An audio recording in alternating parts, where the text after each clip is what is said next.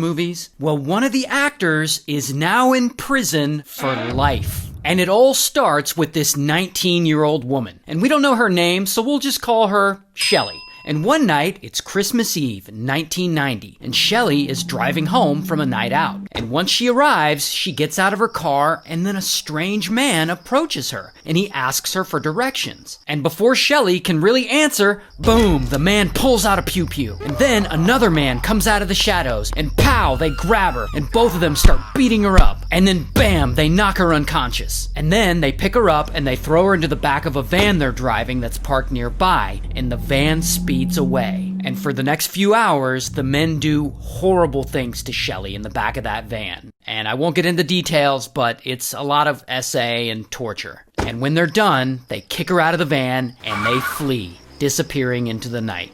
And Shelley reports them to the police and they get some composite sketches of the men, but that's all they can do. I mean, the men got away and poor Shelley is left feeling absolutely hopeless. And 4 years go by, and the men still haven't been identified or caught.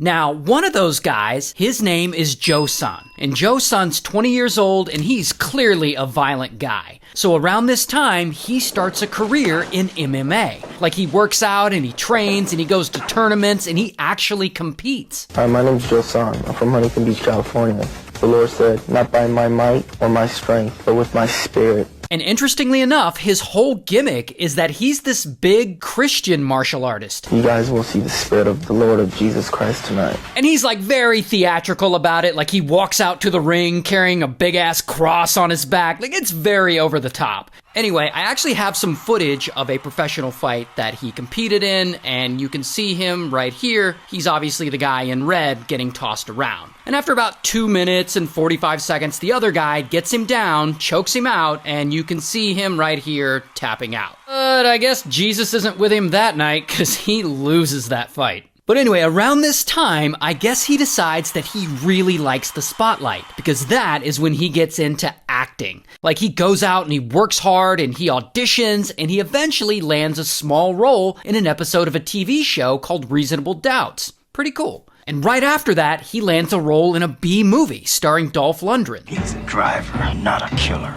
I'm different. Then he lands a role in another movie called Shoot Fighter starring William Zabka. Then he gets a role in Blood Fist Part 5. And I have no idea what these movies are, but like, he's in them. And for whatever reason, I don't know if it's just a coincidence, but in every single movie he's cast in, he's the villain. Maybe it's just like the way he looks. Maybe it's because he's a bad guy in real life. I don't know. But whatever, the acting thing seems to be working out for him. Because after that, he gets another role, and then another role, and then another one. But then, one day, he gets a really big break. He auditions for a new big-budget comedy, a movie starring Mike Myers called Austin Powers. And he plays the part of Dr. Evil's henchman, Random Task. Oh, that really hurt. I'm gonna have a lump there, you idiot. Who throws a shoe?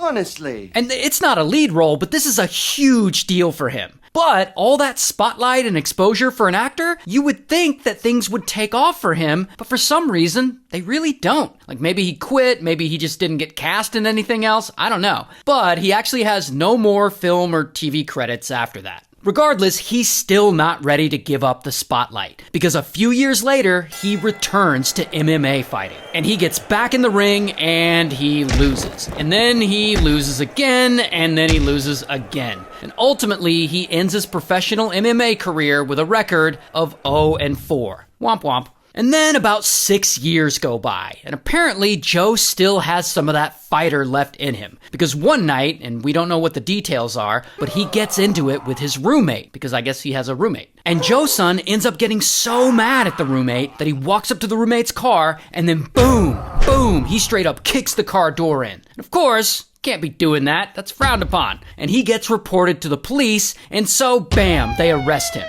Here's the thing though. Joe-san ends up taking a plea deal and he spends a few months in jail for felony vandalism. But whatever, he'll serve his time and he'll get out and he'll go back to his normal life. Like, no big deal.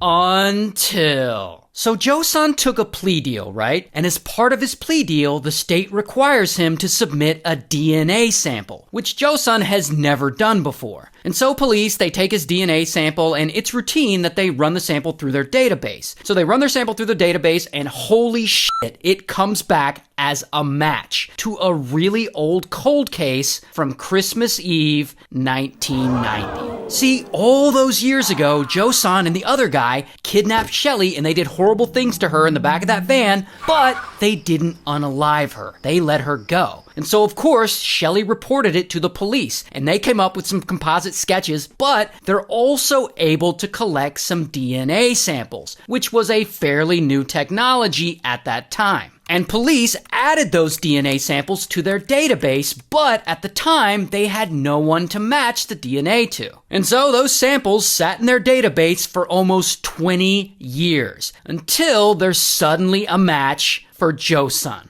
And so, bam, police arrest him. Here's his mugshot. An incarcerated actor who's probably best known for his role in the movie Austin Powers was in front of a judge once again today. And so police question him, and Joseon, he denies doing anything wrong, but he's certainly happy to tell them all about his acting. And you said that you were an actor. What do you do acting?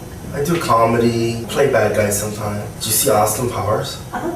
I played a little role in part 1. Okay. You can find me on Wikipedia, believe it or not. And he actually legitimately does have a Wikipedia page, by the way. Anyway, so police have Joseon, but he isn't admitting to anything. He doesn't care what DNA evidence they have, he ain't talking. And so police are like, all right, we'll just find your accomplice. Because remember, there were 2 men that attacked Shelly that night. And so now that they have Joseon in custody, they start looking at his social circle, his old friends, his friends of friends, and they end up finding a guy who looks somewhat like an older version of the composite drawing they got from back in the day. And that guy is this guy, Santiago. And so they bring Santiago in and they question him, and he doesn't admit to anything either. But then they get a DNA sample from him too. And of course, his DNA matches the DNA they collected from the crime scene back in 1990. And so, boom, they arrest him. Here's his mugshot. And Santiago eventually caves and he ends up confessing to the crime, which then really screws Joseon over because it implicates him as well. Regardless, Joseon is found guilty and he's sentenced to prison time, and while he's in prison, he ends up unaliving his cellmate. And so they sentence him to more time. So now he's serving 34 years to life, while Santiago gets 17 years in prison. And after having waited almost 20 years to find these guys, Shelly finally gets the justice she deserves. Good for her.